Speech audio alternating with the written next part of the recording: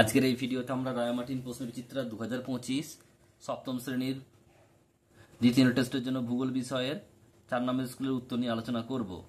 দেখো, একের দাগের একেরটা শিলাস্তরে ভাঁজ পড়ে যে পর্বত গঠিত তা হলো কি? ভঙ্গির পর্বত। নেক্সট প্রশ্ন বলছে পর্বতশ্রেণী বিভিন্ন দিক থেকে এক জায়গায় এসে মিশলে তাকে বলা হয় কি? পর্বতগ্রন্থি।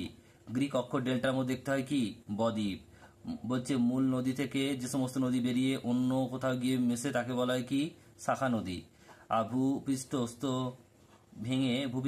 ভূপৃষ্ঠ ভেঙে যাওয়া শিলাস্তরের অস্তরকে বলা হয় কি? রেগোলিথ। বলছে গ্রানাইট একটি কি? আগ্নেয় শিলা। সুদানের নীলনদের উপর কি রয়েছে? সিনার বাঁধ।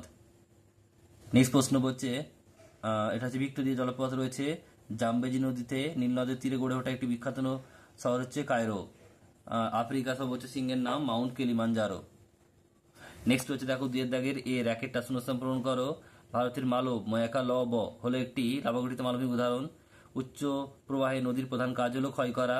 বাঁকুড়ার গান্ধেশ্বরী হলো অনিত্যবাহ নদীর উদাহরণ। দোআঁশ মাটিতে ফসল চাষ ভালো হয়। গিনি উপকূল অঞ্চলে খামসিন হারমাট্টান বলে। আফ্রিকার নাইজার নদী তেলের নদী নামে পরিচিত।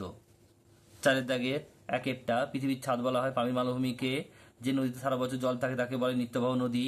তাজমহল কোন শিলায় তৈরি? মার্বেল। আর আটলাস পর্বতমালা সর্বোচ্চ শৃঙ্গের নাম মাউন্ট তৈবকল। আর আফ্রিকার শুকনো নদী খাতগুলির নাম হলো ওয়াদি।